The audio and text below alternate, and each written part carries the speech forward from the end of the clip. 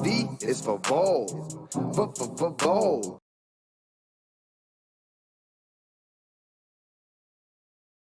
வணக்கம் குழந்தைகளா, 5th standard term 1 Tamil புக்கில் பேஜ் நம்பர் வந்துட்டு 20, பேஜ் நம்பர் 20ல் நம்ம வந்துட்டு புக் ஒர்க்கு பார்க்க போகிறோம். பாருங்கள், பத்தியை படித்து வினாக்களுக்கு விடையளிக்க. இந்த மாதிரி ஒரு பேராகிராஃப் வந்துட்டு இப்போ எக்ஸாமில் கொடுப்பாங்க. இது வந்துட்டு எப்படி நீங்கள் வந்து குழந்தைங்களுக்கு ப்ராக்டிஸ் பண்ணணும் அப்படின்னா, அந்த பேரா ஃபுல்லுமே வந்துட்டு ஒன் டைம் ரீட் பண்ண சொல்லுங்கள். ரீட் பண்ணிவிட்டு அதுலேருந்து கொஞ்சம் அதுலேருந்து தான் கொஸ்டின்லாம் கேட்டிருப்பாங்க. கொஸ்டின் கேட்டவுடனே நீங்கள் என்ன பண்ணணும், நல்லா அந்த கொஸ்டினை படித்து பார்த்துட்டு அந்த லைன் எதில் வந்திருக்கோ அதை பார்த்துட்டு ஆன்சர் நம்ம டிக் பண்ணணும். வாங்க ரீட் பண்ணலாம். வயலூர் ஓர் அழகான சிற்றூர், அது மலையின் மீது அமைந்திருந்தது. இனிய காலை வேளை, அப்போதுதான் மழை பெய்து ஓய்ந்திருந்தது. அதனால் சாலையில் அங்கும் இங்குமாய் தண்ணீர் தேங்கி இருந்தது. மரங்களின் கிளைகளிலும் இலைகளிலும் நீர் திவலைகள் தெரிந்தன. பஞ்சு பொதிகள் போன்ற மேகக்கூட்டங்கள் வளைந்து நெளிந்து மிதந்தபடி சென்றன. பச்சை பசேல் என்ற வயல்வெளிகளில் சிலுசிலுவென்று காற்று வீசியது. மரங்களும் செடிகளும் சூழ்ந்த அந்த இடத்தில் பசுங்கன்றுகள் ஓடியாடி கொண்டிருந்தன. இந்த மாதிரி பேராகிராஃபை நீங்கள் வந்துட்டு வீட்டில் வந்து ப்ராக்டிஸ் பண்ணுங்கள். நல்லா ரீட் பண்ண வைங்க. ஓகேவா? ரீட் பண்ணிட்டாங்களா பசங்களாம்? ஓகே, ரீட் பண்ணதுக்கப்புறமா அவங்க கொடுத்துருக்காங்க பார்த்தீங்களா கொஸ்டின்லாம். பாருங்கள், ஃபஸ்ட்டு ஒன்று பார்க்கலாம்.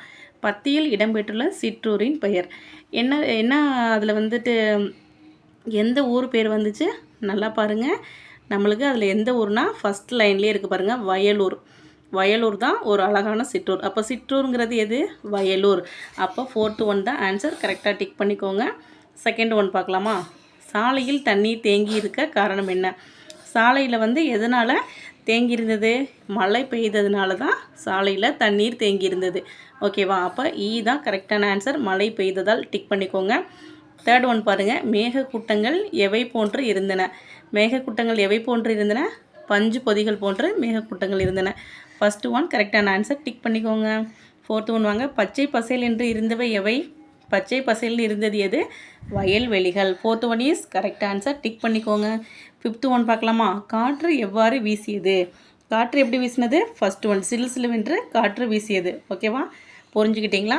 இது எல்லாத்தையுமே நம்ம வந்துட்டு ரீட் பண்ணி பார்த்து 1 டைமுக்கு 2 டைம் ரீட் பண்ணி பார்த்தா அதுலேருந்து தான் கொஸ்டின் வந்திருக்கும். அழகாக மார்க் வாங்கிடலாம். பாருங்கள், 6th ஒன் பாருங்கள். மேற்கண்ட பத்திக்கு பொருத்தமான நமக்கு ஒரு தலைப்பு கொடுக்கணும். அவங்கவுங்களுக்கு என்ன தோணுதோ அந்த மாதிரி அதுக்கு பொருந்துகிற மாதிரி ஒரு தலைப்பு கொடுக்கலாம். என்ன தலைப்பு கொடுத்துருக்காங்கன்னா, எழில்மிகு வயலூர். ஓகேவா? ரொம்ப அழகான அந்த ஊர் பேர் வந்து வயலூர். ரொம்ப அழகான ஊருக்கு பேர் தான் எழில்னு சொல்கிறது.